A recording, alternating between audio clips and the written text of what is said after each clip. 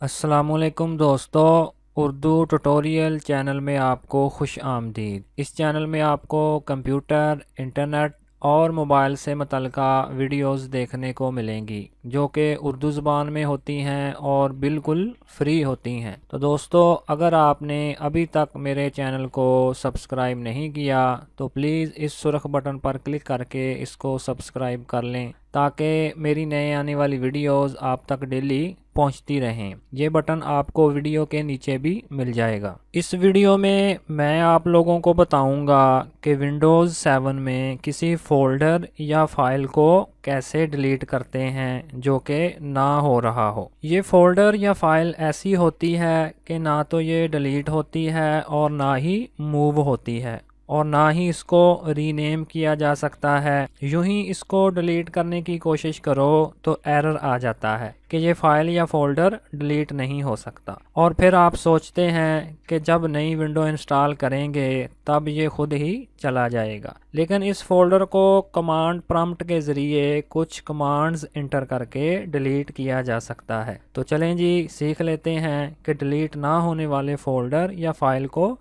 कैसे डिलीट किया जाता है।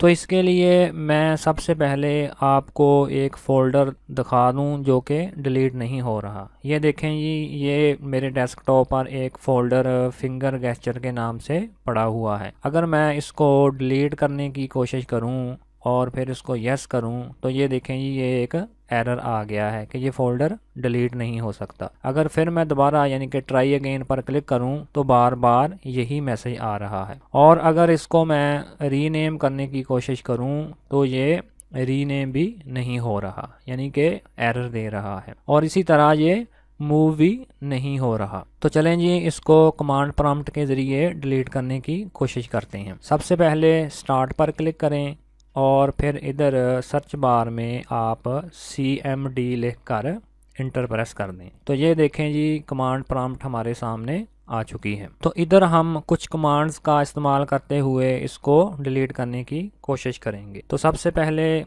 लिखते हैं जी CD और फिर है जी फॉरवर्ड स्लैश और फिर है जी D स्पेस C और कॉलन और इसके बाद है जी अपना बैक स्लैश और फिर यूज़र्स। ठीक है जी, यूज़र मैंने टाइप कर दिया और इसके बाद दोबारा फिर बैक स्लैश, यानी यूज़र्स जो कि आपकी डॉक्यूमेंट्स का नाम है जो कि इधर मुझे नज़र आ रहा है, वो आपने इधर टाइप करना है। तो मैं इधर अपने यूज़र का नाम टाइप कर देता हूँ। ये देखें जी, मैंने उसका नाम टाइप कर दिया और फिर उसके बाद है जी बैक स्लैश और फिर उसके बाद है जी डेस्कटॉप। ये देखें जी, मैंने डेस्कटॉप टाइप कर दिया और फिर इसके बाद इंटर प्रेस कर दें। इस कमांड को इंटर करने के बाद हम अपने डेस्कटॉप तक पहुंच गए हैं, यानी कि हमने उसको अपने डेस्कटॉप का एड्रेस दे दिया है। उसके बाद हम सिंपली टाइप करेंगे DIR और फिर उसके बाद फॉरवर्ड स्लैश और फिर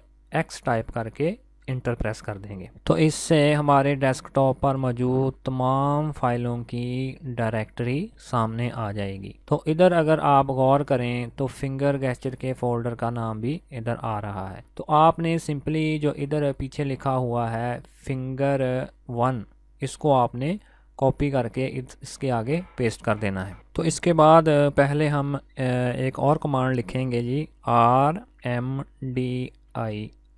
ठीक है जी, और उसके बाद स्पेस देंगे और फिर उसके बाद है जी फॉरवर्ड स्लैश और फिर Q और फिर उसके बाद स्पेस और फिर फॉरवर्ड स्लैश और फिर उसके बाद S और फिर एक स्पेस देकर उस फाइल का नाम लिखेंगे जिस फाइल को हमने डिलीट करना है। तो ये देखें जी, मैं सिंपली इसको इधर से कॉपी कर लूँगा और फिर उसके बाद उसके आगे पेस्ट कर दूँगा। तो ये देखें जी, मैं उसको सिंपली सेलेक्ट करके इधर से Ctrl+C से उसको कॉपी कर लेता हूँ और फिर ऊपर जाकर राइट क्लिक करके एडिट और फिर इसको पेस्ट कर देता हूँ। तो ये देखें जी हमारे फ़ोल्डर का नाम इधर आ चुका है। तो इसके बाद यूं ही मैं इंटर प्रेस करूँगा तो आप देखेंगे ये जो ऊपर मुझे अपना फ़ोल्डर नज़र आ रहा है ये डिलीट हो जाएगा। तो ये देखें जी मैंने इंटर प्रेस कर दिया और वो मेरा फ़ोल्डर फाइनली डिलीट हो गया। मुझे पूरी उम्मीद है कि ये ट्यूटोरियल आपके लिए काफ़ी इन्फॉर्मेटिव रहा होगा। अगर ये ट्यूटोरियल आपको पसंद आए तो प्लीज़ मेरी वीडियो को लाइक करना मत भूलिएगा। Thanks for watching.